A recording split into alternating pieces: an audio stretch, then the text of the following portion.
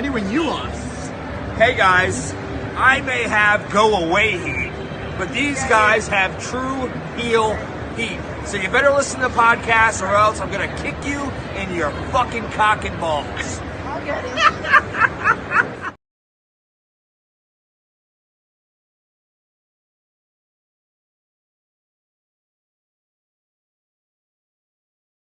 Alright, this is Danhausen here, very nice, very evil. You are watching True Heel Heat. Probably should have had MJF do this, but here we are.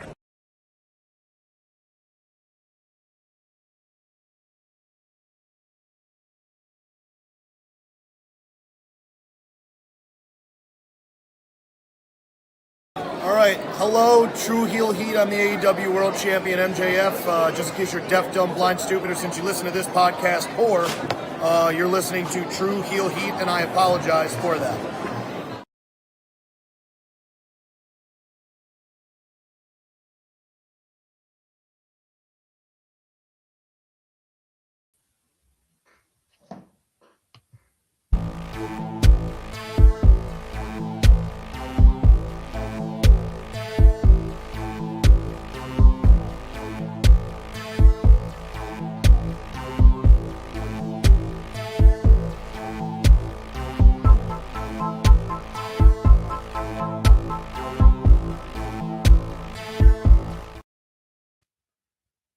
Hello.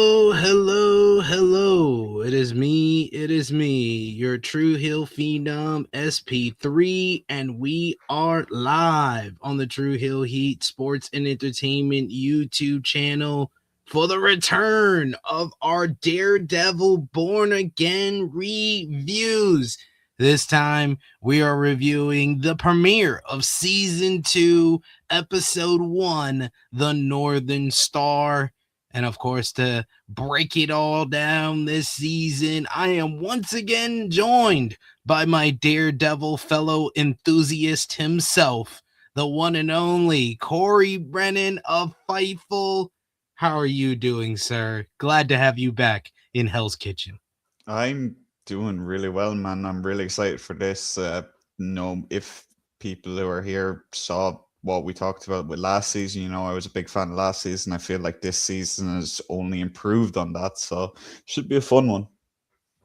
Absolutely agree, and we got a lot to get into when it comes to the premiere episode. So y'all know the deal. Y'all know what to do. Drop a thumbs up on the video. That helps us out so much. You can also share this video with all your fellow Daredevil, comic book, Marvel, family, friends, and fans on all your favorite social media platforms. If you are new to the True Heel Heat Sports and Entertainment YouTube channel, hit the subscribe button, hit the bell to stay notified for all the great content here. We got plenty of great stuff, whether it be TV shows, music, movies, and more. And we want you to enjoy all of that when it comes to sports and entertainment here on True Heel Heat. So hit the subscribe button, hit the bell to stay notified. And you can also sound off in the comments down below. Let us know what you thought about the Season 2 premiere of Daredevil Born Again. And if you're with us live, sound off in the live chat. We love to interact with all of you. Hear your thoughts on Daredevil Born Again Season 2, Episode 1, The Northern Star. And we'll try to highlight as many of your comments as possible as we go along. But man, it's been too long. It's been a year since the first season of Daredevil Born Again. And, we had a lot, we enjoyed a lot of it, but there was a lot of kind of mixing around, shuffling and pivoting that they had to do. I actually also not only watched the Season 2 premiere, I'm actually going to keep up and try to keep on to date with the podcast, the complimentary podcast that they got on Disney Plus for it. And I, even they had to reference all the shuffling around that they had to do in Season 1, but Season 2 is the showrunners who ran like the second half of the season. So kind of give your overall thoughts on everything kind of transitioning from Season 1 into Season 2. It's kind of like one of those things where we were very, very aware that Season 1 was a janky, kind of convoluted, two different visions combined into one. And we talked about that a lot. We talked about all the positives and all the negatives and so on and so forth. And I think what came around in the meantime between these two seasons is we got a lot of just pictures of the set and the new suit, all that. We saw all these positives just from leaks and set photos and so forth, that it was hard not to kind of like go, okay, well, they might not be very direct with what they want to do because it's two different visions, but next season we're going to get a very, very, like, they know what they want to do from the start. There's not going to be changing of the writing team or anything like that, like we did in season one. And the premiere showcased that, I think, in a lot of ways very, very quickly, and it just kind of kept going as the episode went on, that we kind of just realized, well, not even that we just realized, it was kind of like we understand that it's just a completely different show. It feels like they've captured the Netflix show a lot, but again, there's still kind of the traits from the first season that are still there, and they kept the positive things, which I'm really happy about, because a lot of people have tried to say, like, oh, season one of Born Again was trash, it was awful, it was just tremendous overreaction. Some of those episodes are up there with some of the best Netflix episodes, like the bottle episode from last season. Me and you were sitting here like, this was awesome, and then it came out that this was like complete pre-overhaul. There was barely any changes to this episode, and we were kind of like, well, yeah, it was a good episode. Doesn't matter who was the writing team behind it. It was a good episode. So I'm glad that they kept some of those traits, but at the same time, I'm also glad that they've kind of realized, right, people want to see these characters the same way they were in the Netflix series. They don't want to see a soft reboot. They don't want to see silly stuff, like, well, not even silly, but just more lore accurate, if that makes sense, if that's the right phrasing, to the original show. Yeah, I think they did a good job with the season premiere, and all I've heard is great stuff as far as like the reviewers that have seen like the whole season. Everybody's like, this is like peak Daredevil. They brought back the vibe. So I'm looking forward to watching the rest of the season. But I felt the premiere was a good start. It was a good start in kind of laying the pieces. And also I do like that. My one thing that I was like kind of like taken aback by, or maybe like didn't like about the Netflix series, is that it felt so detached from the larger MCU world. And immediately in season 2 episode 1, we get a direct affiliation on what's going on in the MCU with basically Avengers reference in this episode. That's a heavy part that seems like it's going to be one of the lingering storylines that will stem off of Daredevil season 2. Yeah, and that's kind of the thing, like the connection to Thunderbolts. Like, Thunderbolts was a project that I think a lot of people were like, this was really good, but it didn't really have it did have decent box office, but it didn't have the holy shit Marvel box office usually. But it was a great movie. I think anyone who went to see it all just agreed that it was a fun movie, really nice, and it was on the right track, but it just didn't have the heroes or the actors required to really make it that billion-dollar box office movie. But Thunderbolts are a lot more grounded than the rest of the Avengers. Like, yes, they're super soldiers and still powered individuals, but at the end of the day, they're not.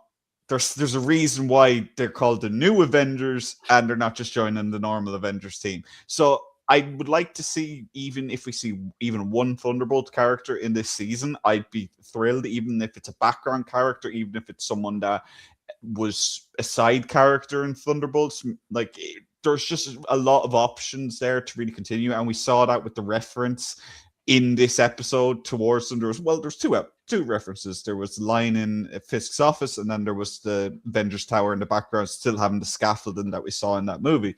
So So I do, like you said, it's nice that they kind of realized, okay, trying to reboot this into the universe was silly. Let's just keep them all together and just go from there. Yeah, We got King Greg in the chat who says MAGAfication is definitely turned up. There is a lot of references, and like this is a very much of like the FIST anti-vigilante task force. It's very ice coded. And it's just pure, just like, I wouldn't even say the word is unlucky. It's just coincidence. Like, this has been in the works for like the first season. We've seen these guys already. Like, we knew this is what these people were going to be like. It's just such coincidental timing that this premieres as like the stuff in the US is just going like it's hard not to, even as someone who lives in Ireland who only sees this stuff through social media and stuff like that. The minute I've watched this episode, I was like, oh shit. Shit. Because 50% of Americans or more or whatever are going to be going, oh, well, this is woke. And it's just like, it's so frustrating because as an outsider, as someone who lives in Europe and all that, like, you don't really overthink this kind of stuff. It's coincidental. A lot. It's still fiction at the end of the day, so like it's hard to really compare this to outside. But obviously, if it's a lived experience for an American or a foreign national living in America, it's just a completely different situation entirely. But it's just so funny to me because this has been in the works for literally years at this point now. This is they knew what way they were going. It's a comic book arc. This is stuff that's happened in comics before. It's just awful timing, really. Well, awful timing to some people, maybe to me, because again, foreign national, but it is nice that they are showing, like, it's nice for the Americans, obviously, who are very much against ICE, because like if your real life behavior is compared to comic book television bad guys, it doesn't look great, does it? So that's the way I say it. Trump is definitely got Kingpin vibes. Power Driver Finisher saying that Bank episode was badass. I'm glad someone else agrees with me and Corey on that one. We got King Greg that says Valentina Allegra de Fontaine, which I'm sorry, the fact that she is like basically is the juxtaposition or the antagonist version of Nick Fury. I think that it's great. It's great. Yeah. She's a great character and probably one of the highlights of Thunderbolts for me personally. Definitely. We got Project Finisher also adding, I think it's intentional, but that's fine by me. It's more real folks just don't like being called out. And they said the same thing about the ICE agents in the Pit episode, but from South Texas, that's pretty much what they're doing. Yeah. Yeah, it's real life. Like I don't think it's unfortunate. If it is intentional, then I think it's a great way to kind of play off and bring that realism to Daredevil Born Again, because it's something so fantastical what they're telling a guy dressed up like it's Halloween fighting crime. Like that's something that doesn't really happen in real life, but you're bringing it kind of real life groundedness to the series by making these references. Yeah, like vigilantism is real, it happens, but like it's not a blind dude with echolocation powers running around. Like it's just, and I just want to like just say, like, it's not that I don't like to see that kind of stuff. I think it's that kind of stuff in art is really important to have, especially with everything that's going on in the US. I just hate that this show is trying to really get back off the ground after, like we said, kind of a janky, kind of thrown together first season. And I just don't want to see the big conversation of this season be political, because it's exhausting. It feels like everything this day and age is political, even just like from the outside looking in. Again, just it's just, again, I really respect them for not backing down on this. I respect the actors for all the so many outspoken actors from the show who have come out and said, yeah, we're doing this and it's the right thing to do. They've acknowledged it's coincidence, which again, it is. If you look up anything to do with the production, you can find this out yourself. But yeah, I just hope that it doesn't kind of dominate the conversation. That's my thought process on that anyway. Nah, I definitely understand that. But let's get into the recap here. So the show starts with a Wilson Fisk a propaganda video produced by BB Urich. What I learned in doing my research for this episode is that the BB report stuff was an addition made by the second showrunners. This was not a part like of the original kind of story that they were telling, and it was kind of used kind of like disconnected a lot of times in season one, whereas in this season it's going to be very intertwined with the main narrative of the story. So I do like that they started off with it right from the start. We see a black man, and I put in my notes, probably an actor, talking about how Kingpin cleaned up the streets of New York City, and he has this fake smile. It's so uncomfortable. It felt like. What did you think about the propaganda video and like the pastel colors? We see some of the anti-vigilante task force playing with different people, being nice to the people on the streets and stuff. And then there's even like balloons, these pink and red, a touch of red balloon that's blocking some vandalism on top of the New York Born Again, which was a great reference to the show title. What did you think about the propaganda video here? I saw a lot of complaints about this. Like people were like, they for some reason people were really mad that they kept the BB report. Sorry, sorry, my brain just fritz for a second.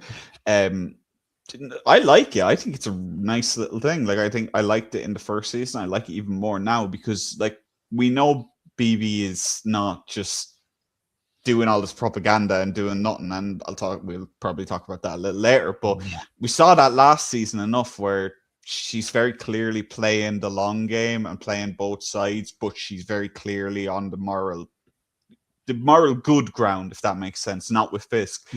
And again, they shut down the entire city in the last season. That's a big deal. That's something big.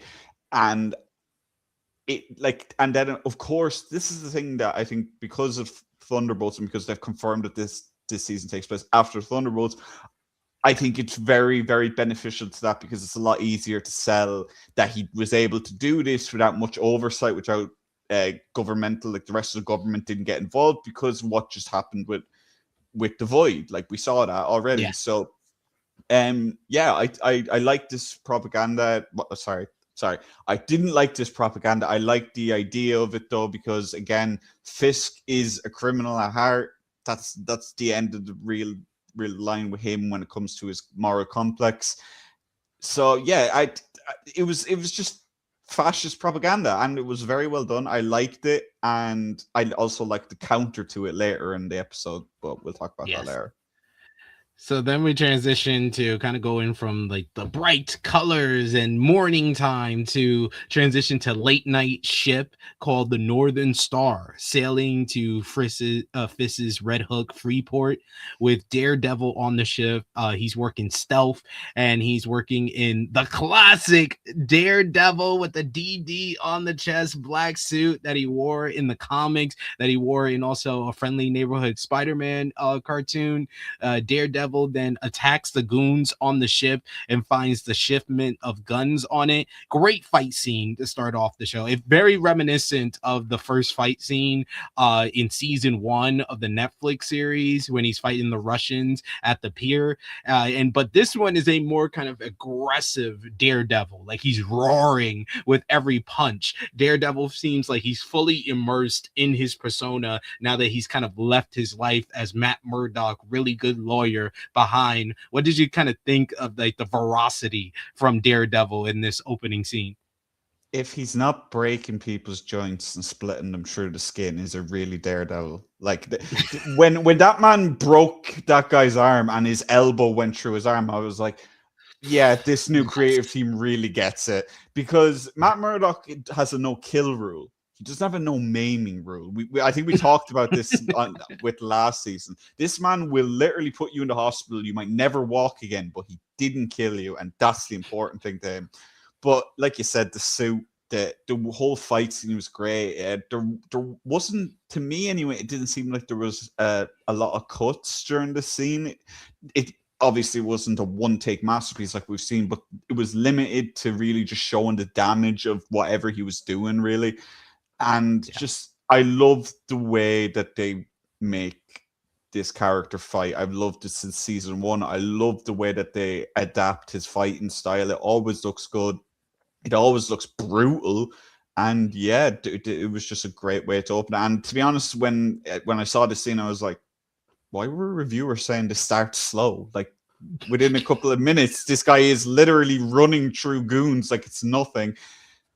And like, just, the suit looked so good. The color grading on this scene looks so good. Everything about this just screamed Netflix Daredevil. And that's the good thing. I want it to feel like that because, again, that was when the show was at its peak. As much as I love Born Again season 1, this Netflix was just so far clear in that regard. But again, really like the combination aspects that they went with this. Yeah, then we go to the camera kind of focusing in, doing what it did in season 1, where the production zooms in on Daredevil when he's using his senses and his hearing. He notices a watch on one of the guys he beat down as he puts the watch in the shipment of guns, realizing that the captain and first mate are about to sink the ship. So I think he probably put the watch in the gun shipment so he can track it down when they later move it. So the captain decides to sink the ship. The first mate tries to try to convince him, like, don't do it. He was like, there's men down there. He was like, do you know them? I don't. I'm gonna do my orders because we know what's gonna happen if we don't do that. Spoiler alert, it's gonna happen anyway, bro. Didn't matter. So they sink the ship. Matt is able to escape by basically just going with the washout of the underneath the boat where the shipment is at, and basically swimming to shore. Then we get Matt showing up on the shore as we cut to the opening credits. The opening credits is basically the same as last season. Then we go to Matt showing up at Josie's bar, where Matt and Karen are living together and back together. They got a kiss, and it's you said it's not. Is it really Daredevil if he is not breaking bones and hurting people? It's not really Daredevil unless he's getting some cheeks. Yeah. Yeah, pretty much.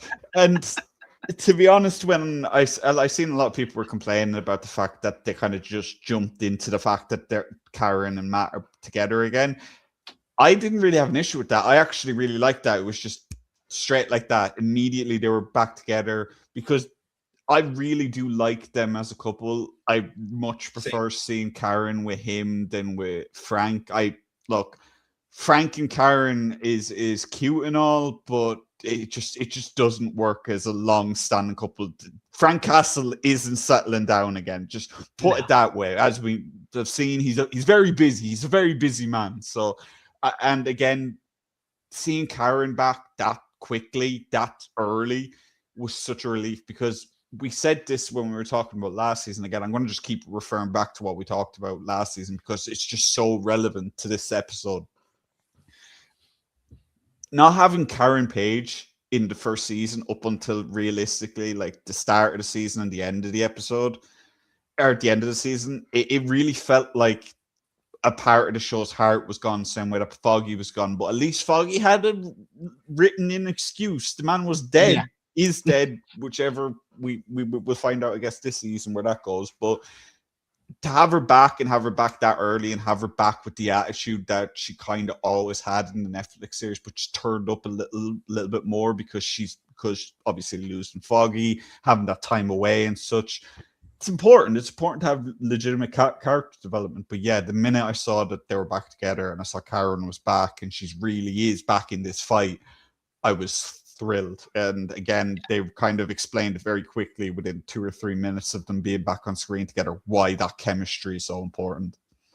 Yeah, and I kind of feel like it was a natural progression from where they left off at the end of season 1, where he talked about like when she first saw him, when they first met again at the end of season 1, her heart was beating and racing. He was like, oh, it was just adrenaline, and she was like, it wasn't that. Like they still have that love. That love is still there between them. And Jose, I think, is joining us late, but yeah, we both love the black suit. This feels more akin to Daredevil, more like the comics than the suit that we always saw in the Netflix series. But do you have any other thoughts on the new black suit with the red D's on it, and how that's used in the video later is hilarious to me. Yeah, Jasterly do-gooder. Most of my thoughts I've already said, but my big thing is I'm kind of surprised that it was just straight away. The first time we see him in a suit in this season, he's wearing it. They didn't explain, oh, why is he wearing a black suit? It's just they threw it straight in. I'm sure they'll explain it in a flashback later in the season or something. But we've seen some of the footage, like you see him making the suit and putting the double D's on it in some of the released footage. So yeah, overall, love the suit. No complaints. Even though I would love if Melvin came back. Melvin is one of the missed parts of the Netflix series for me personally. So yeah, when Matt shows up, Karen had been like basically training on his like board that he trains his karate on, and Karen is happy about what Matt did to the Northern Star. What she says that's her plan. It was to get Fist's attention with this. Karen makes reference to someone who can investigate and find out Kingpin's next move, which this seems very coy for someone that they've already revealed is in the series, but this is actually a reference to Jessica Jones. Who is Jess? No, it doesn't ring any bells. No idea who that could be. It's not like she's been in every single advertising like marketing ploy that they've had. But yeah, again, but to be honest, I did like that. I did like that they didn't just like go, oh, I have someone who can investigate. As they named her straight away. She might not pop up just yet, but based on the trailer where I think they show Matt and her's first kind of interaction this season, it sure looks like she seems annoyed at him, which is, Jessica Jones' default. But I like that they kind of just threw it in there. She's already in the fight. Just because you can't see her, she's clearly in the fight and has been for a little while now. So I'm looking forward to seeing what else we get out of that. Well, she is one of 100 basically special humans in New York City, as she made in the reference in season 3 of Jessica Jones. Now, what I think they might do, I would think that Val would want to get a hold of the special humans like Jessica. So maybe that's a way to connect Jessica to like the wider, bigger story going on in the MCU.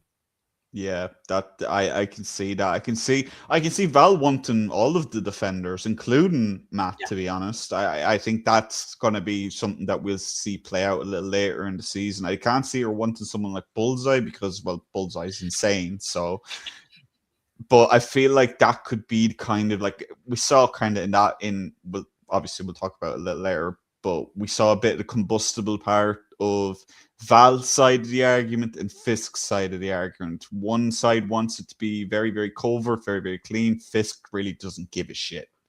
At the end of the day, he doesn't care, but he will abide by what Val wants.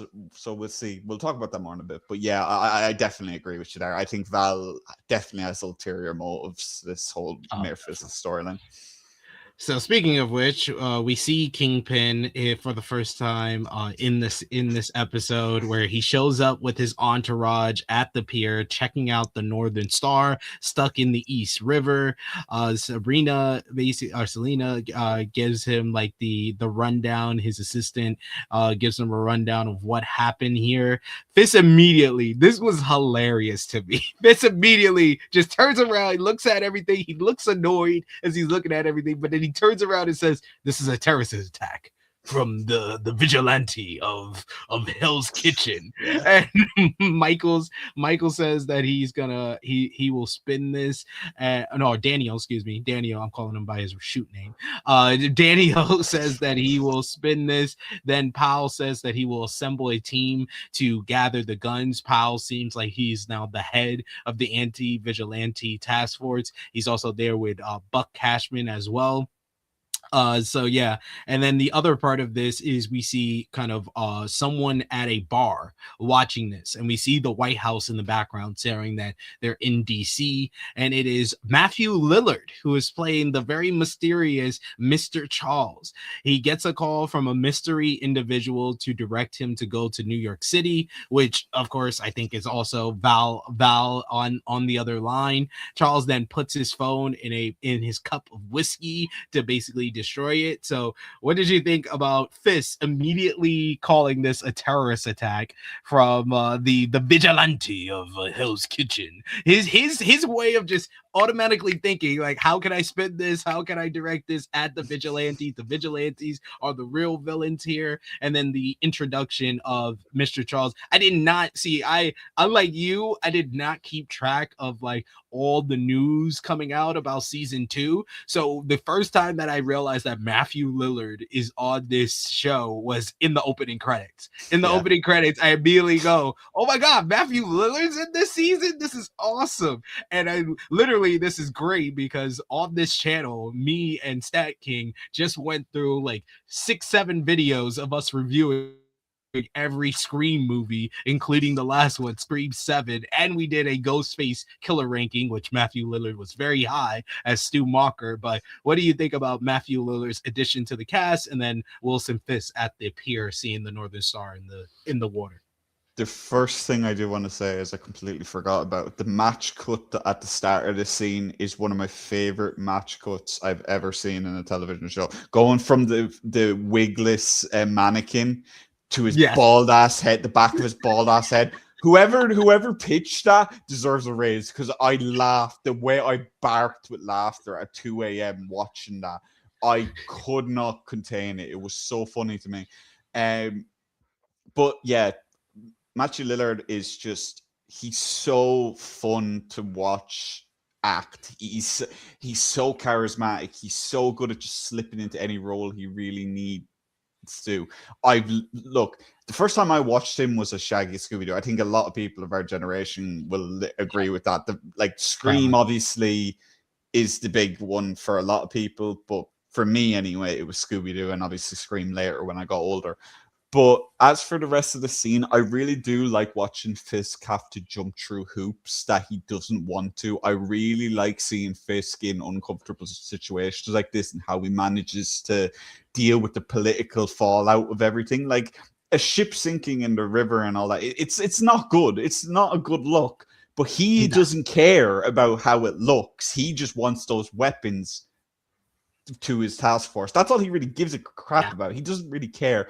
And as you said, kind of just like the way they kind of just suddenly dropped in that, oh, he's coming from Washington. Well, he's clearly got good backing if that's where he's coming from kind of situation. So yeah, again, I always like these scenes. I think Vincent D'Onofrio is phenomenal when he gets to really the way he like his hand movements, especially. I love him. Like he's kind of like he goes like this, like he's about to he wants to crush someone's skull. That's what it looks like. He's an addict, ticking. So yeah, I really like these scenes because again, I like seeing the big bad kind of have to jump through all these political hoops, even though he can't stand it. So yeah. I like that. Yeah, he does such a great job. We got a few comments here. Dion saying, I hate Powell. I need him gone ASAP. I literally said that during this episode, and we'll get to that scene. I can't believe that we saw this guy really, like, this is the thing. Like, I actually do like that they kept him true into the second season because he could have easily just disappeared in the whole season 1, season 2 change. And it's really funny because if he knows that Matt is Daredevil as well, or at least in some capacity, I feel like he knows. Like, I think there was a lot of, well, again, I keep kind of getting ahead of myself when I talk about later in the episode, but I'm just going to say this. He's Officer Dickhead. That's what I call him. That's what, the minute he pops up on screen, that's all I can think of, because he's so well played that there is no redeeming qualities about this guy. I think I said in the episode where after Matt kicks the crap out, where he confronts Matt and he's kind of like implying that he knows that there's something more to Matt. I thought there was a little bit of like, almost like they were planting the seeds of a little bit of redemption, but then the rest of that season and then this episode is like, when this guy gets it, he's gonna get there's a really, I can't remember what it's from. There's a really, really comedic death in another MCU project where someone just gets like the ultimate comeuppance. I can't remember what it's like. He swings and then he just explodes or something like that. I can't place where my mind is going, but I feel like this guy is going to get just one of those comic book over the top deaths just because he's such an asshole and he's so corrupt. But yeah, again, Officer Dickhead is who I'm going to call him. We also got Dion who says Bullseye is definitely a tweener. Don't see the alliance with Daredevil lasting by the end of the season. We'll see when we get to that ending what we think about that. Power Driver saying same for him as far as what you said. His first experience with Matthew Lillard, it was Scooby-Doo. Dion saying same. He's always gonna be Shaggy to me. And then we got Dion who says I wish they didn't have the rights issue. I want to see Spider-Man fighting that task force ass, beating that task force ass. And absolutely, man, the fact that we might not ever get a Spider-Man movie where Kingpin is the main villain is a damn shame. Yeah. I think it's interesting that Vincent himself is even kind of coming out now and saying, "Come on, guys, let's sort this out, Sony. Come on!" Like, and then calling them an insect in a tweet. Like, just this guy gets it. I never want to see Vincent D'Onofrio killed off in the MCU. I want him always there. He can be in prison. He can be kind of in the background. I don't care. He's too good at this role. He's too well cast. Just amazing. And yeah, I would like to see Spider-Man, but unfortunately, Sony are assholes. So we see the reaction to how Fist has spun this from Karen and Matt back at their apartment. She says that she has to meet with her sources, which would later be revealed to be Bibi Urick when talking to Matt, where she is frustrated with Fist always coming back worse than before. Every time they make a move, Matt has to be kind of the good conscience of this whole, the angel on the shoulder, being like, it's gonna be all right. We'll just come up with another move, basically filling in the void left behind by Foggy. Karen says that she did get information from her investigator, Jess, the captain and the first mate, know what was on the ship, and they have family in Astoria. Then we move to Fist's office where he is having a meeting with the Attorney General and Deputy Mayor, Mr. Gomez. After they show their frustration with Fist for a little bit, Mr. Charles comes in like a straight up boss. He's eating a hero, saying that I didn't know there was a Gyro King here in New York. And Charles basically is King Dick. He just comes in, freaking the assistant's like, I didn't know you had clearance to be here. He's like, yeah, I do. And then Fist has to tell them like his name is Mr. Charles, which I don't think that's his real name at all. Charles tells the Attorney General to answer a call, which we can assume is Val, because he says Miss Fontaine, who tells them to let Fist do what he wants, basically. So this means that Val is basically, putting one and two together by basically what we're seeing here, is that Val is using Fist's Red Hook Freeport to basically move guns. And now we have this CIA operative in Mr. Charles helping to facilitate all of this from what we saw here. Yeah, great scene. It's kind of a trope in media for like a CIA agent or like just someone who works for the agency. It's kind of like literally just a trope in media at this point that everyone else in the room, doesn't matter how powerful it is, the minute a CIA agent walks into a room, he owns it. That's what it's a very, very well-known trope at this point. So Matthew Lillard comes in, gives us his own spin on it, and no notes from this scene. I liked it. I liked the way they kind of set up like, how did Fist get away with literally shutting the city down? Like, how did he get away with that? Really? And then they just went, oh, well, that's why. And it's just such a very quick and easy method of kind of like not plugging up a plot hole, but making sure that people can't just go, oh, well, they did this and they didn't even answer why he was allowed to do this with no complaints. And, I like this scene a lot. I agree, Dion. Justice for Ray Nadine. That's why I can never forgive Bullseye either. I think Reina Deem is going to be name dropped at least once this season. I cannot see Matt and Bullseye working together, not working together, but interacting, and Reina Deem and Foggy not being a big topic of conversation, because I think a lot of people forget how close Matt worked with Ray towards the end, and he just wasn't there in time to save him from Bullseye. And I can see Bullseye also hating the fact that Fisk made him kill Ray. That's another thing. I think that will come into play for Bullseye's morality of the whole thing. Obviously, he's crazy, but he's not evil. He's just a circumstance of his own trauma, which I think we'll see a lot of, because Matt kind of had the opposite effect of what he did. Karen dons a wig, the one of the black wigs that we saw in the apartment, before sneaking into a convenience store to covertly pick up a file that presumably contains information about the captain and first mate. Then we go to prison, where Jack Duquesne, aka the swordsman, is getting an unwanted psychological evaluation from everyone's least favorite girlfriend, Heather Glenn. Dr. Glenn is back, and she's working for Fisk here. She claims she's impartial and that the evaluation will be provided to both the district attorney and to his legal team at Murdock and McDuffie. But Duquesne scoffs, knowing that she works for the mayor, and this is all a sham. She writes unfavorable things about him, saying that he's hostile, that he doesn't like authority, before she starts having visions of Muse. And so, yeah, she's not in a good place at all. And once she sees the visions of Muse, she goes into straight up heel mode, where she basically makes threats to him, saying that the officers outside will basically do what they want to you, and this is out of the jurisdiction of the state, and they don't know where you are, basically. I was just like, damn. And I watched these episodes for my boy Jimmy Macaron's YouTube channel, and Jimmy immediately was like, oh, so now I'm allowed to not like her, because he did not like her in season 1.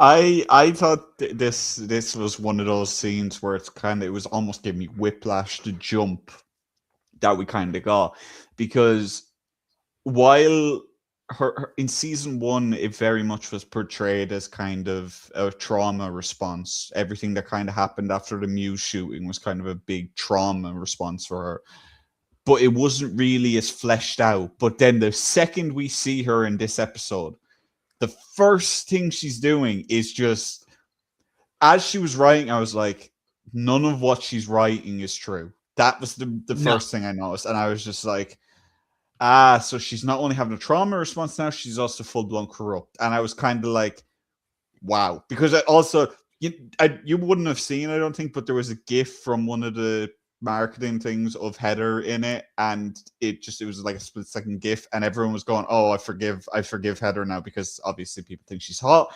But the way my brain just went, these guys saw all like this show had this ready, and everyone was just horny posting for no reason about this woman, and the show is just in the background. I can just imagine the showrunners just being like, oh, you're not going to feel that way very soon, because the swordsman is so fun and so well portrayed, and I loved them in that scene. I loved the murkiness of the interrogation room that they were in.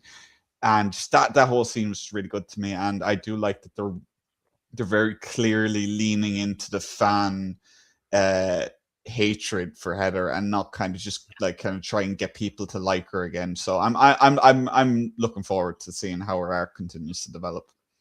Yeah, we got Jose says her PTSD is a dark subject in the comments. Yeah, basically Matt forces her to almost kill herself in the comics. like she goes through so much trauma and stuff that he forces her to kill herself. And we also got Dion, who says, when she said Daredevil didn't save me, I saved me, I was done with her character. Everybody's like, Heather gotta go. No one likes Heather. No one likes Heather. And who's a bigger heel, Fist or Heather? That's what I want to know. Who's more hated? It's kind of just like, it's really hard, because I don't want to fall into that kind of trap of just hating female character in a show, because like I feel like there's men characters in the show who do way worse things. Like, for example, Buck is an absolute piece of shit. We've seen him do absolutely awful things. We've seen him do But awful things. Buck is badass as hell. Everyone loves Buck. Everyone thinks Buck's awesome, but Heather Glenn needs to die this instant. But the only person who's worse than Heather Glenn is Pal. Pal's the only one who's more hated than Heather Glenn. I feel like the shippers are going to start shipping Heather and Powell together just so they can die in a fire together or something. Honestly, but that scene was so like it was just almost whiplash. But again, the big part of that scene that I really, really liked was her PTSD. Holy crap, they've nailed how they're going through with her PTSD. Seeing Muse, the way the camera angles change, the way the whole cinematography, the scene changes almost. And I'm glad that the stunt actor for Muse is getting more work, because holy crap, he earned that in his portrayal last season in the fight scenes. I said it last season, the highlights were the Daredevil and Muse fight scenes, because holy crap, they went for it. But yeah, just that scene again. I hope we keep seeing the swordsman, because he's so fun. I love his character. I loved him in Hawkeye. I've loved him in Daredevil. So hopefully he sticks around.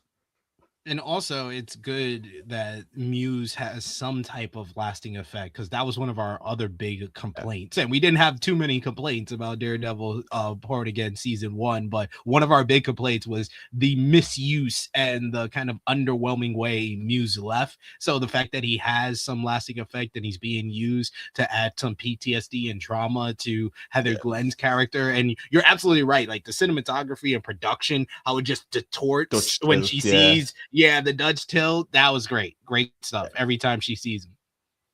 Yeah. So then at the office of Murdock and McDuffie, we see Cherry, who is sleeping. So he stops by to meet with Kristen McDuffie. I mean, she's frustrated, as is he, that no one has been able to find where the AVTF, the Anti-Vigilante Task Force, has been taking their prisoners. They haven't heard from Matt either, or Cherry says he hasn't heard from Matt, but he assures her that Matt will be fine. District Attorney Hawkburn, I'm sorry, him and Vanessa will be the people that I have to say their names in the same tone and inflection as Kingpin. Hawkburn interrupts to talk to McDuffie about the upcoming swordsman trial and suggests that she plead out to save her career. Even he has basically said that she's like, oh, I have the evidence. He's like, do you think the evidence is gonna make a difference? And she was like, what has happened to you? Because she used to work with him. And he's like, I read the tea leaves, basically saying that he knew that Fisk was going to take over this way, and now he's just aligning with the Fisk administration. He even hints at the odds being stacked against her, offers her a job at his office, where she tells him, fuck you, basically. And he leaves out. What did you think about this scene? And Kristen, despite Matt's better judgment of keeping her away, not being in contact with her, she is still involved in this whole thing, because the law firm is defending the people that are being basically penalized due to the Safer Streets Act and the Anti-Vigilante Task Force. I didn't mind Kirsten in last season. I thought she was fine. I didn't really think that they really fleshed out her character as much as they really should have. And same with Cherry, obviously. We really didn't like Cherry. He was one of the really like negative points, even when we were talking about, we didn't like how he kind of felt like a replacement for Brett Mahoney or so on. But Kirsten and Cherry in that one scene, in this one episode, I feel had more fleshed out characters in one episode than they had an entire season last season. So I no longer dislike Cherry. I didn't like Cherry last season, but I actually like him based off this episode. But yeah, that whole you think the evidence matters, even I was kind of like, he didn't just say that shit in a just out of nowhere. Just not even just any subtly, just doesn't matter. So yeah, I good scene again, ramping up the tension more about the vigilante trials, which I feel like that's going to be our first real big court scene this season, and I hope we do. As much as Matt is in the shadows at the moment, I really do hope he comes back out with him for these cases, because I love watching that Murdock in courtroom. I really like when they talk about like they're building this up with the vigilante trials. I'm just like, it would be so badass of Matt to just show up out of nowhere. Just he's there to defend with Kristen. We get Cherry then heads to a secret location. It's called the Hellgate Bridge. That's where he meets with Matt. He got a text message from him about a meeting in Hell's Kitchen, which he said yes to. So he meets up with Matt at the Hellgate Bridge. Matt fills him in on what was aboard the Northern Star and tells him that he needs to expose Fisk fast before the Kingpin destroys the city. He also doesn't want to bring McDuffie into the fold because he doesn't want to put her at risk. Cherry asks about what about him, but Matt says he's old, so it's okay, which brings some levity to this. So that was a nice little scene, but it was kind of foreshadowing for how this episode would end, that he is old. He shouldn't be doing any of this. Yeah. I loved this scene again, and that's the thing. Every scene Cherry was in, I started to like him more and more, and I think that's just a testament to the new showrunners understanding that you like, they may have left a little bit too much on the cutting room floor last season for Cherry, because as we all know, everybody hates this motherfucker. I have never seen a comic book. Well, we say it when Heather Glenn is right there, but Heather Glenn and Cherry, again, they're not even. Well, Heather wasn't even a bad guy at the time. Cherry is very much on the good guy side. Nobody liked these two during the break, so I'm hoping that they really do continue to flesh out these characters, because it's so much more rewarding. I think what you said before is accurate, that it just felt like a retcon, because they tried to say like he's always been friends with Matt and Foggy and Karen when we're just meeting him in this series. So then when you kind of insult the fans, and especially I think a lot of the hatred towards Cherry came from the Netflix Daredevil fans that are just like, no, you're not Brett Mahoney. Well, who cares about you? Like, that's what it came down to. Yeah. Officer Powell and the anti-vigilante task force. This is when I was like, okay, Powell is irredeemable. He's irredeemable. He kickstarts their manhunt. They go to the Kavisko and they're looking for Kavisko and Salvi, who are the captain and first mate, and they raid a restaurant in Astoria owned by a woman named Ariana. She's uncooperative, calling Powell a fascist, which results in Powell punching her in the face. I was like, oh my God. I was like, I hate this dude. I immediately said that. I was like, I hate this dude. What is wrong with him?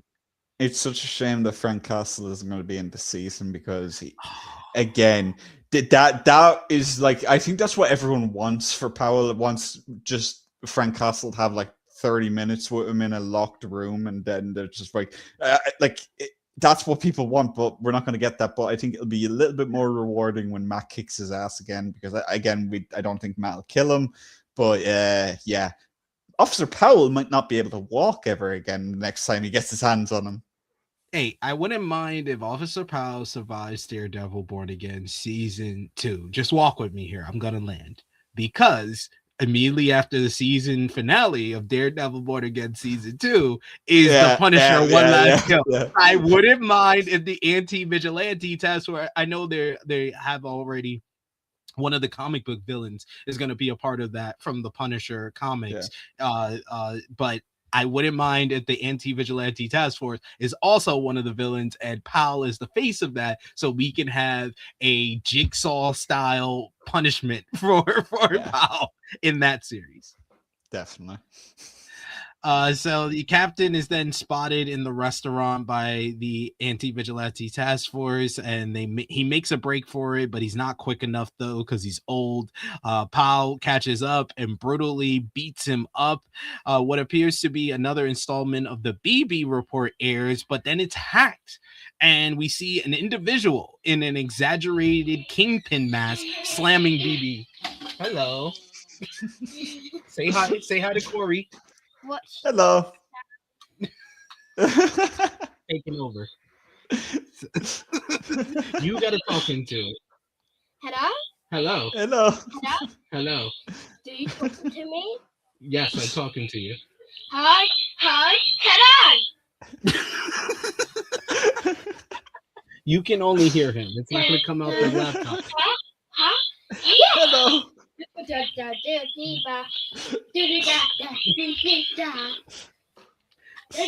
She's preparing for her own podcast. Yeah.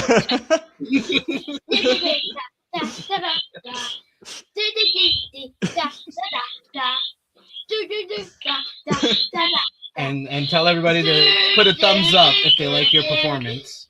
No, I don't do that, but You're rapping now? All right. Thank you. Great job. Bravo. Bravo.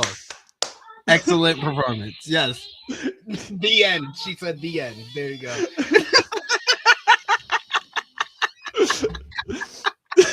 CPC, thank you. Yes. My Grammy Award winner right here. Corey experienced one when In the Weeds. Check out In the Weeds from last week. Did you see that when she came in and gave me a facial? No. Oh, you need. I will send you the link where you need to watch.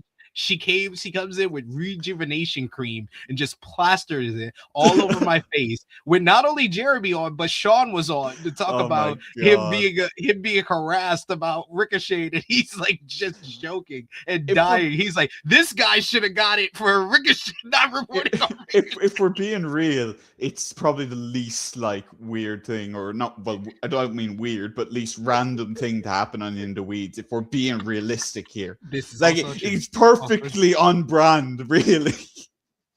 It's an all-time moment on In the Weeds. So yeah, we get the exaggerated Kingpin mass individual hacking into the BB report, slams BB for the pivot in her coverage. The mass reporter then airs footage of Daredevil calling him the dastardly do-gooder, breaking into the ship and exposing Fist's shipment. So what did you think about the hack of this? This is obviously done by BB herself, which is excellent stuff. Like I think it is BB. I think it is BB. Might be. I can't say who I really think it is because I really don't know for sure. I think it's a tie between Mr. Charles and BB. I think it could be either of them because it's totally like the CIA to play both sides. Let's be real.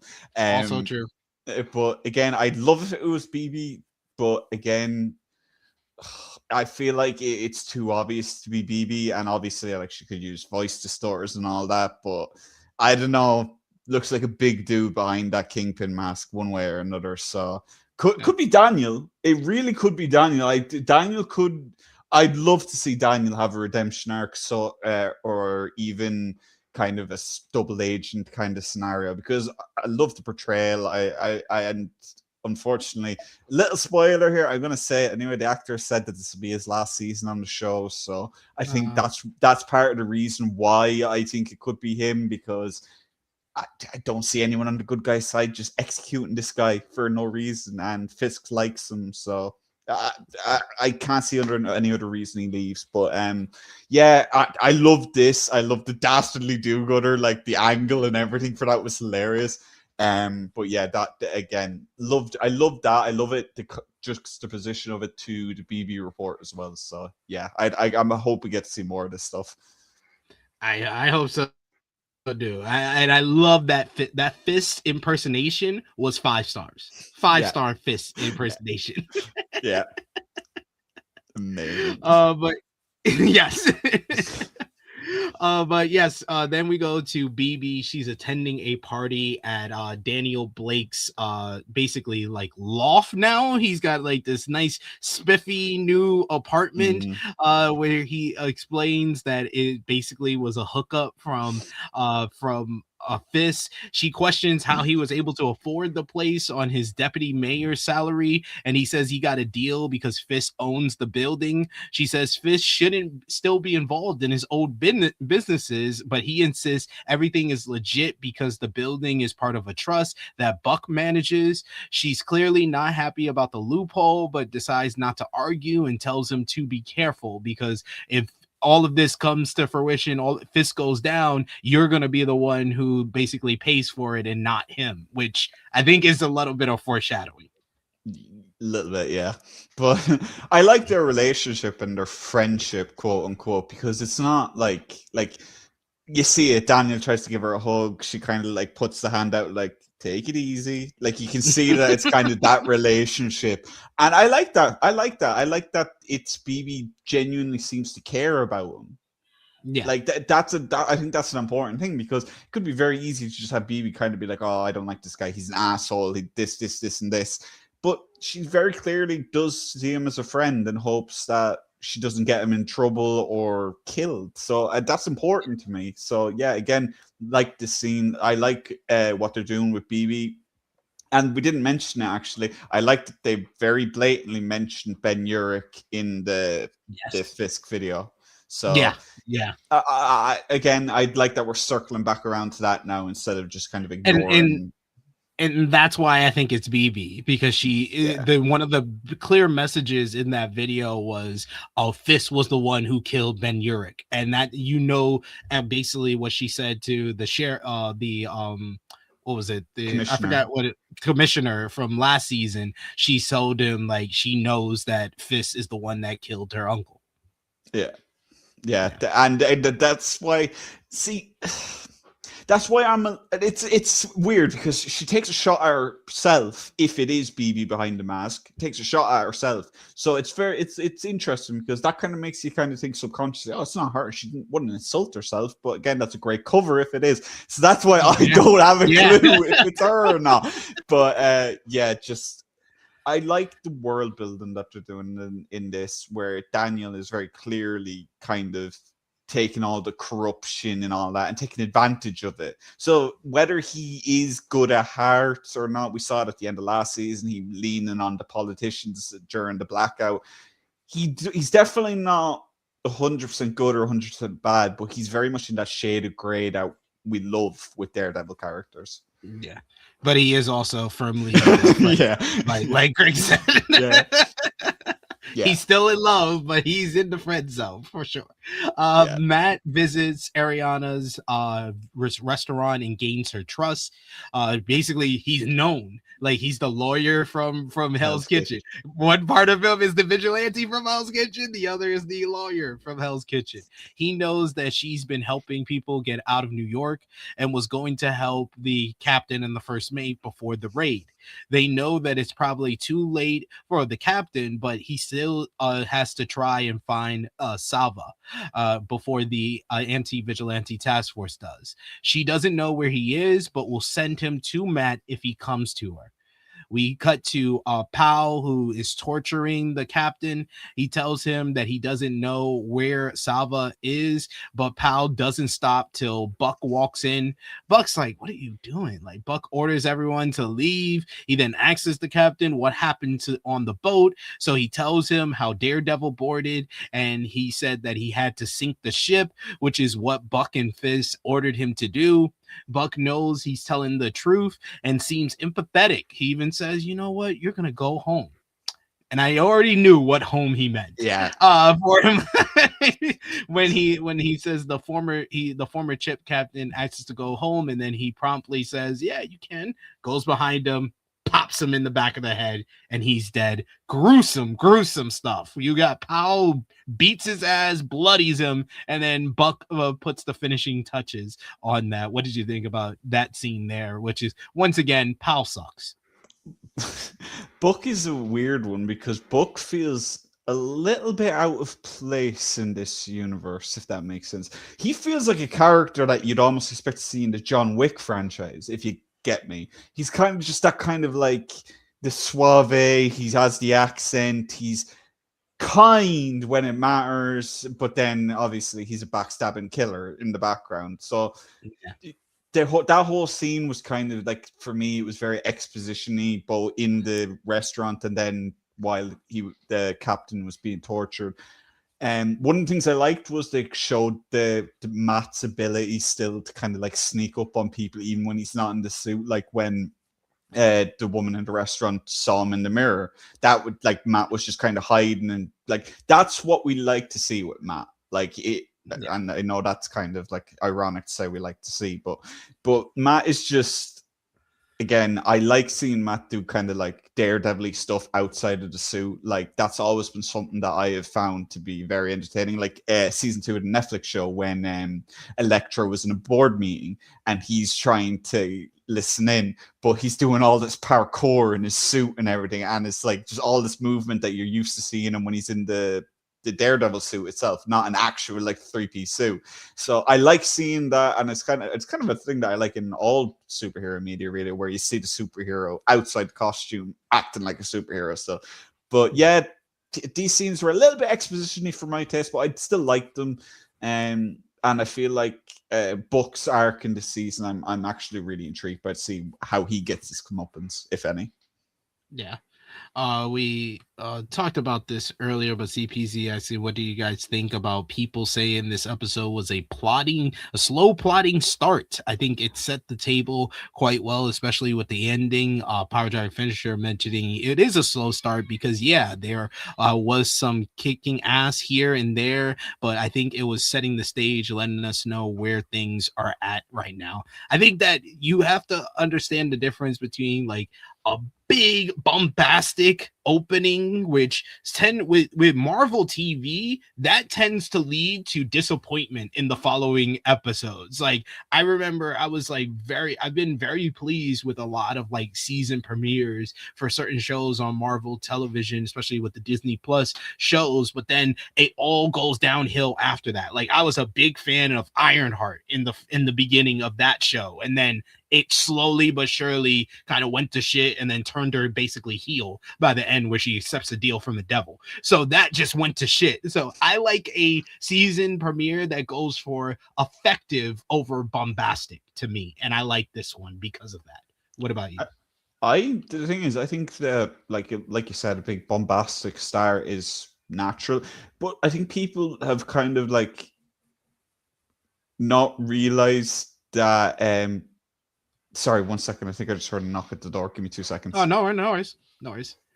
I will continue on with that, but if you got any more comments, any more thoughts, I disagree to answer your question, CPZ. I disagree with the people that are saying that it's a slow plotting start. I agree with you that it sets the table very well, and especially you get the action at the beginning, you get the action at the end, so it's a little bit different from like where I felt like with the season 1, I felt like the best scene of that whole season, of that whole episode in episode 1 of season 1 was the first scene, was everything that builds up to Foggy dying and Matt throwing Bullseye off the top of the building and breaking his no-kill law. So I think that is the best part of that first episode, whereas this one, you get some action in the beginning on the Northern Star, you get some action at the end with how they left it, and you get a cliffhanger. I think that's a more effective first episode than the episode 1 of season 1. What I was going to say was, before I had to just check there,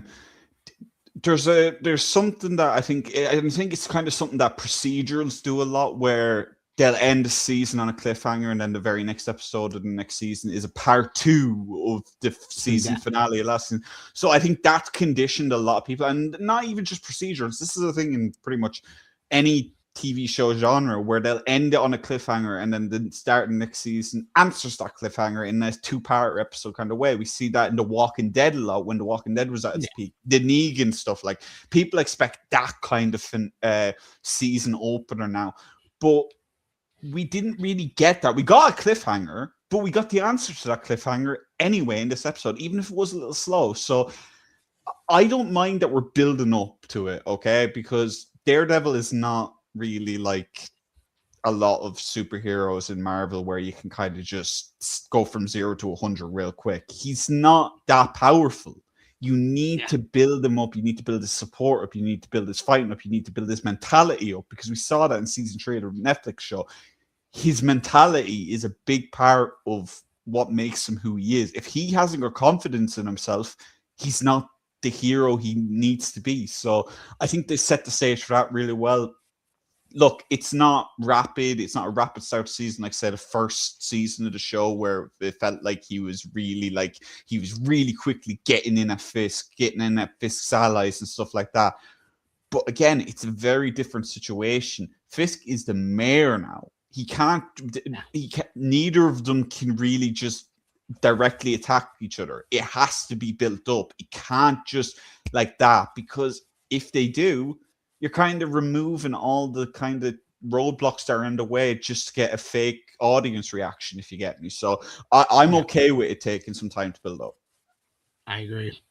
Then we go to Buck informing Fist that he took care of everything, who is in the midst of a meeting with Vanessa and Mr. Charles, who is really not happy about the shipwreck since those were his goods. He's not remotely afraid of the Kingpin, and he even asks, is it okay to talk in front of the missus? And the missus calls him out for like his whole attitude and being so abrasive, and he tells him that what needs to be done with everything. They need to move the shipment across the city without anyone knowing about it, a task that is far easier said than done. Fist says that he has loyal men willing to do the job, but Charles asks if he's ready to kill these same men once the job is done. Fist hesitates since it's hard to find good men. Charles offers his own men to do the job, saying that they're expendable. They're sailors from all over the world. And he was like, very easy to have them disappear in an industrial accident. I was like, oh my God, this man's a savage. Fist doesn't want the job to be traced to him or to Charles, and Charles assures him that it won't be, and he finishes his drink. This was a great scene. One of my favorites of this episode. Again, like I said earlier, Fisk's like hand mannerisms always get me, because it's a very, very quick insight into his psyche. If you want to know what's going on with Fisk in his head, don't look at his face. Just don't look. Yeah. Watch his hands. Just the kind of thumbing, the kind of like just the kind of abrasiveness like this. Yeah, he's almost bracing himself, trying to stop himself from just reaching across the table and ripping Charles's head off. Like, it's that kind of thing. And I like that. I always like that, because Vincent D'Onofrio just gets Kingpin's mannerisms, and I really like it. But yeah, when he suggested like to kill off like some of the AVTF, I was just like, oh, Fisk isn't like that. I actually thought you'd get a little bit more annoyed. But one of the things I really like was Fisk bowing down to someone. We don't see that a lot with Fisk. Even when he was in prison and he was an FBI informant, he managed to turn them all and make it and almost be running the FBI, which is insane. But now he's the mayor and he has so much stuff that he can't do that he wants to do. And Charles is almost kind of like just holding him back a little, trying to restrain and make sure, like, look, you need to do this right. And he hates it. He hates it so much. But again, Matthew Lillard just sitting there like this, drink in hand, just explaining how, okay, we're going to get a whole team together. We're going to murder them all and make sure it doesn't get traced back to us. Sound good? Okay, drink, leave. Just amazing charisma from Lillard. And again, you said it earlier, he just dominates every scene he's in this episode, and just no notes. Great stuff. We then see Blake. Daniel returns to his apartment and is pleased to find it clean. BB arranged for a cleaning service, and he thanks her via text. She receives the text during a secret meeting with her source, Karen Page. BB is working with Karen to expose Fist. Karen also asks her whether she has feelings for Blake, who she's still using as her unwitting source. But BB says that they're strictly friends. Yes, he's in the friend zone, y'all. Karen also confirms to BB that Fist did indeed kill her uncle Ben. She feels a lot of guilt about that because she's pretty sure Ben was trying to protect her. She also gives her a lesson that Ben taught her, that the best people to manipulate are manipulators, and we are manipulators. So she tells BB to be safe, and she wants to make sure, she says that the best thing you can do for the people that have passed on and all the bodies behind them is to stay alive. Yeah. This scene for me is, I'm sorry, it's one of the few scenes in this episode that I couldn't, not because of the contents of it, I like the general concepts, but how it ends is so funny because it's just Karen basically going, hey, so your uncle, you know your uncle, yeah, he's dead, yeah, that's my fault, bye, leaves. Basically. just no like tact or whatever. I'm pretty sure that he died to save me. Okay, I know you didn't know that info, but I'm out of here. Bye. And just leaves BB standing there on her own. It's just so funny to me. It's like Karen just doesn't think to herself, maybe I should, just wait for a minute, make sure that she accepts this, right? That could, in this universe, that could send BB down a spiral that she could end up on Fisk's side in some way, because that's what fucking happened with Heather, basically. Yeah. Yeah. So like I just, this is a one scene in the entire episode that I really didn't like, because it's so uncompassionate of Karen to just say this and then just drop that on her and then just peace out. I feel like they might address it later with BB kind of being a little more standoffish with her, maybe, but that in a vacuum, this scene just was so funny for me. I was just like, did she really just leave her after saying this? Like, that could have been like, they know each other, they've done this before, and she decides just out of the blue just to go, yeah, your uncle died to save me, I'm the reason he's dead, peace, bye. Just amazing. It's so funny to me. It like, again, I can see a lot of like issues with this episode from a lot of people, but I feel like a lot of it has explanations if you really think about it. This is just Karen just not giving a shit. She's just past caring at this point. Yeah. I mean, I don't blame her. I've just found it funny because that wig is so unbecoming of her. But it does hide her. That coupled with the makeup she wears, though, I think was I like that it wasn't just like Hannah Montana where she puts on the wig and suddenly she's like like very clearly the same person with a wig, but she actually changes her makeup, she changes the way she dresses. The wig covers most of her forehead, so she like it's a good disguise. I liked it, but again, she has no tact whatsoever. No. Then we go to Heather's apartment. She's reviewing her notes when she gets a call from DA Hawkburn, who asks her to juice up the evaluation a bit. Says that she liked the notes, but some of these answers, he was like, you have a medical degree, but these jurors have the internet. So if I can sell him being a psychopath, it would be better to basically win this case. She agrees to make Jack seem more dangerous, has another vision of Muse as her descent into the darkness continues. He tries to ask her out, but she hangs up, and then she has a drink, and she eventually doesn't see the visions anymore. She is deranged. Great scene. Phenomenal. She didn't even do a good job of erasing the false on the do you see do you have are you haunted by evil or something like that? Do you sometimes feel you're possessed by an evil spirit or something? But I loved that scene. I thought, like, while the first one was almost kind of a little bit too much on the nose of her already being this like corrupt, that her notes are like complete opposite to what he was talking about, but I liked that she wasn't even really present. She was very much on autopilot, and then the realistic part of resorting to alcohol, and then like it's very well known that people with PTSD struggle with addiction for that exact reason. It helps stop the visions and the pain and the trauma. The Dutch tilt we talked about earlier, again, like it was kind of the same. What it reminded me of was how they showcased Bullseye's descent into kind of losing his mind and just completely losing his grounding mechanisms and stuff like that.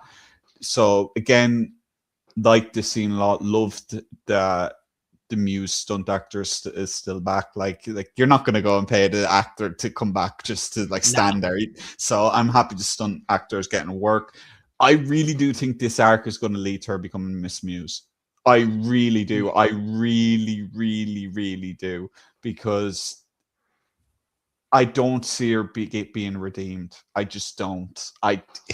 They're going way too hard, way too fast for her to come back from. I'm sorry. It's not like pro wrestling where you can do the absolute worst thing humanly possible, then come out the next week and be like, I'm a good guy now because I saved this guy from an attack that I could have saved him from 15 minutes ago, basically. Like, you can't do it like that. So, I don't know. I'd like to see her as Miss Muse. I think it'd be an interesting scene to have Matt kind of be like, oh, I recognize that heartbeat, but they're dressed as Muse. Oh, it must be Muse. And then just finding out that it's Heather would just break his mind. So, yeah, I think that's the way they're going with that. But again, really like to see. Matt and Karen meet back up at their hideout. They recap the day with a quick training session. Matt's been more open about his trainings with his training growing up, and Karen basically improved her skills but remains unmatched for Matt. They take a break and reminisce about Nelson, Murdock, and Paige as Karen asks him, does he miss it? And he said he admits that he does, and she does as well. So they share a nice little moment there. Then we go to Ariana's restaurant, where she gets word that there's a man eating out of their dumpster. She tells them to prepare a plate for him, and he tells them that he already did, and now the man wants to thank her personally. She goes outside to meet the man, and it is the first mate, Salva. So we see that we made that connection to a little bit of a cliffhanger for the next episode. And then our final scene is I think another one that is a candidate for the best scene in this whole episode, because we head to Cherry's apartment and we finally see his lane. So where he is reviewing his files, he gets a knock on his door from the anti-vigilante task force, who want to know why he's been looking into the captain and the first mate. He refuses to answer their questions without a warrant, so they break in and they start viciously attacking him. One of the officers brings a gun to his temple, and just when we think that it may be over for him, of course, Daredevil intervenes, because he got a text from Daredevil about a meeting at Hell's Kitchen, and he said no, so Matt knows something is up. So he knocks out the officers. Although the second one is able to warn their backup, the other officers arrive and Daredevil begins to deliver one of his classic ass whoopings, but he gets distracted because Sherry starts to have a heart attack. He notices that his heart is beating weirdly or speeding up in heartbeat, so he gets distracted by Sherry having the heart attack, and the anti-vigilante task force take advantage of this. They manage to subdue Matt. They unmask him and reveal that it's Matt Murdock. As soon as they said, oh, this is Matt Murdock, I was like, how is he going to get out of this? I was like, how is he going to get out of this? Who's going to come and make a save for him? All hope looks lost when the officer brings a gun to Matt's head, and then suddenly an unseen assassin rapidly kills all four of the officers. Originally, I was like, well, this is way too accurate for Punisher. This seems way too... I initially thought it was Punisher, but then I was like, this is way too swift to be Punisher.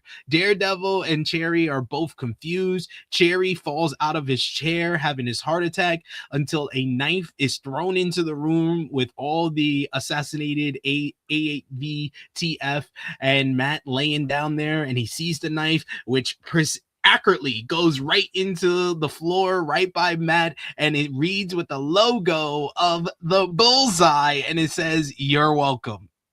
Boom! Bullseye! Babyface turn? Are we getting here? Redemption arc? I don't think there's any way of really truly redeeming Bullseye, and I think that's kind of going to be the focal point of the season. I don't think Matt and him are going to get along at all. It's not going to be like with Frank, where they have kind of like differences on what justice means.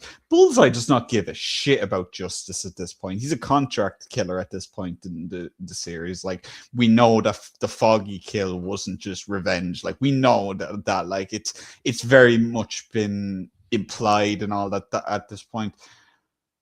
What I did like about this scene was, again, Cherry is getting more and more fleshed out as a character. The fact I like that they include these text messages because that's a very much a guerrilla warfare kind of tactic against fascism, making sure that everyone's okay and everyone checks in.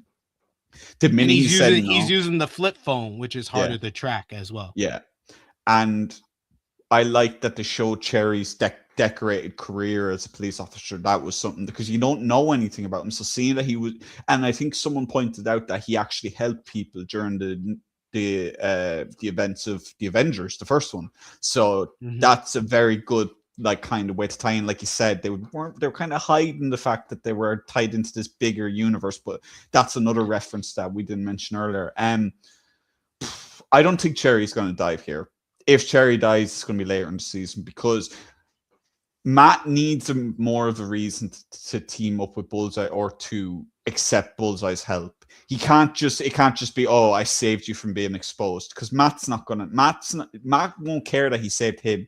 It'd be because he saved Cherry. So maybe after that cut, Bullseye might appear, help get Cherry out of there. We don't know. Matt could end up pushing up against the wall and could be like, oh, you can't stop me. You can get me now. But he's going to die if we don't get him to a hospital. Bing, bang, boom.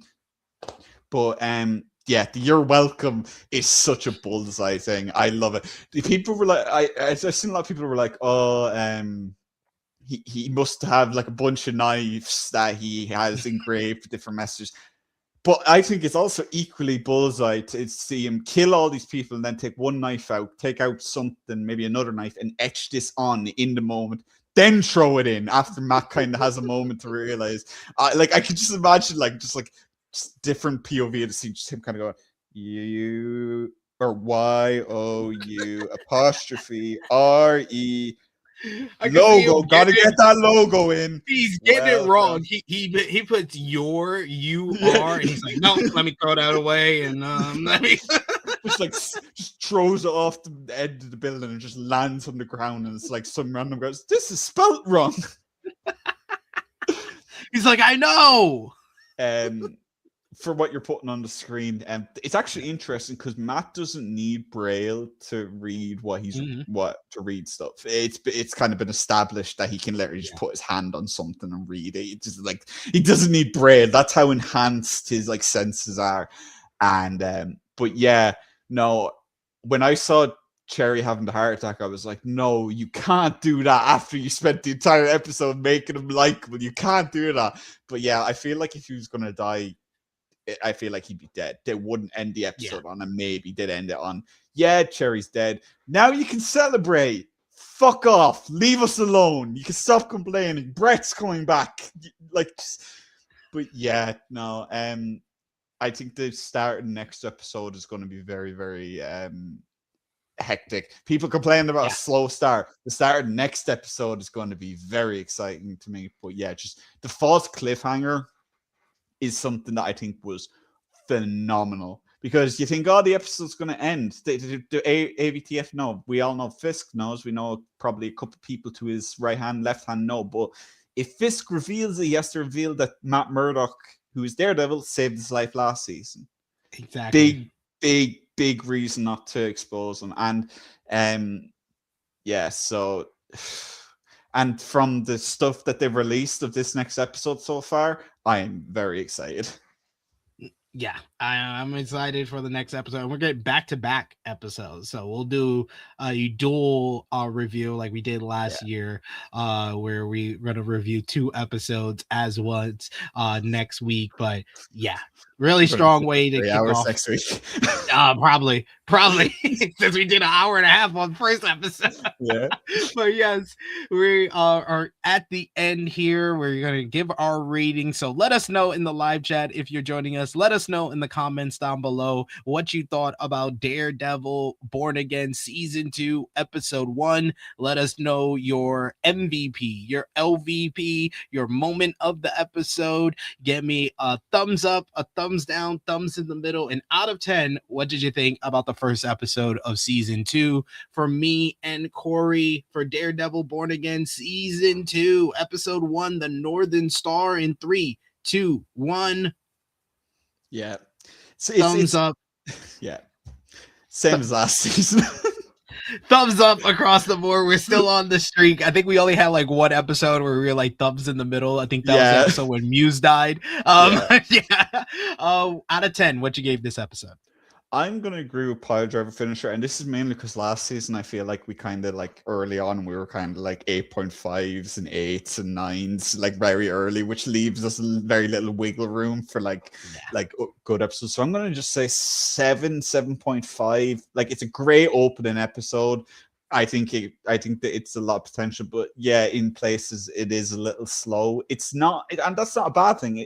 If 7.5 is a perfectly good episode to me, I don't see any issues with this episode. It's just that it is the first episode of the series, so they do have to kind of get some exposition out of the way. But they've got that out of the way now, so hopefully moving forward it'll be a little bit more active, if that makes sense.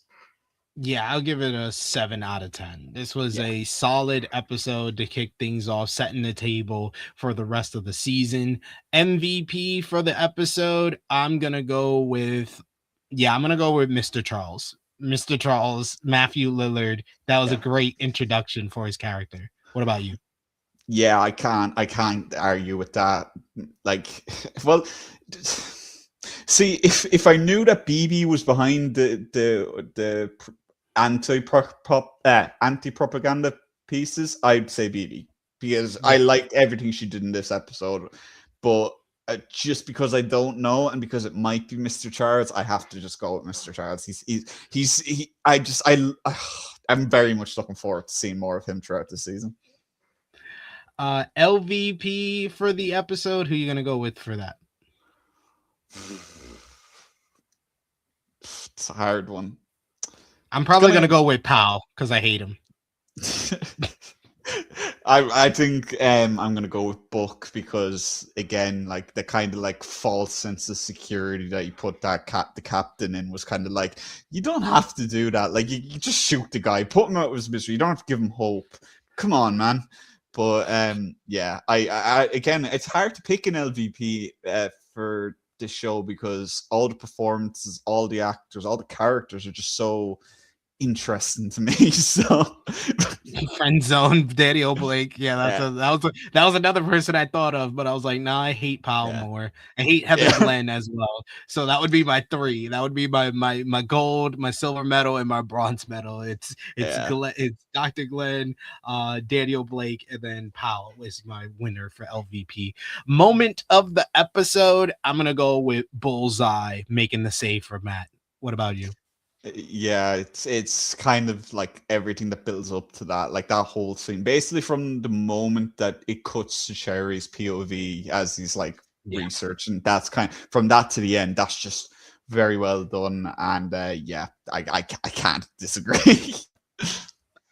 What that means, we've made it to the end of our first review of season 2 of Daredevil Born Again. Want to thank you all for joining us live. Thank you all if you're watching us on demand. And thank you to Corey for joining me once again for another season of Daredevil Born Again. Let the people know where they can follow you on social media and when they might see you again.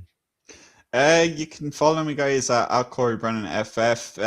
Apparently now I'm getting a lot of engagement because of Daredevil, which is something that didn't happen with season 1. So I'll definitely be actively tweeting about Daredevil Born Again season 2 even more this season. If you're a wrestling fan, obviously I am part of Fightful, so I cover European wrestling, same stuff as I talked about last year when I finished these up. But yeah, guys, just follow me on X or Twitter and you'll probably see all the vomited thoughts that I'll probably be a bit more coherent in my posts versus I am in this because I'm kind of fanboy a bit.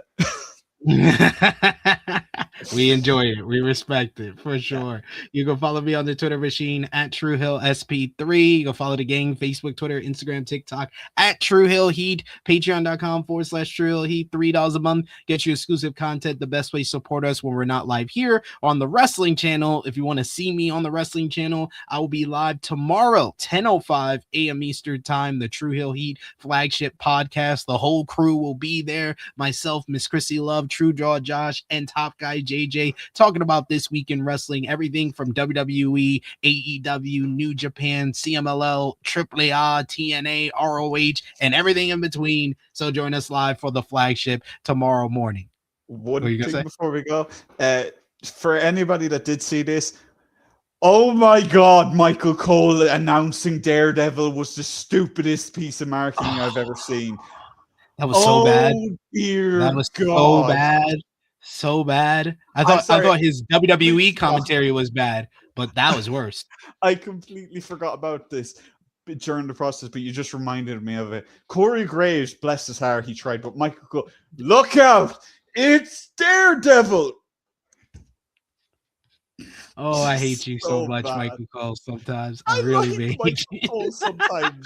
Oh my God. They should have just had anyone else. I would have liked Booker T doing it. Booker T would have been funny to do it. But Jesus, it quack, quack. Moment of the day. But yeah, check out all the great content we got here on True Hill Heat Sports and Entertainment as well. I did a review for Ted seasons 1 and 2. That's up on the channel right now. Check out the last True Hill Heat check. We're going to be back on Sunday with a live episode, talk about the latest in NBA basketball as well. But me and Corey will be back to talk some more Daredevil next week. So join us for that. Until next time, for Corey, it is me, your True Hill Phenom SP3. This has been our Daredevil Born Again Season 2, Episode 1, the Northern Star Review. We are signing off until next time.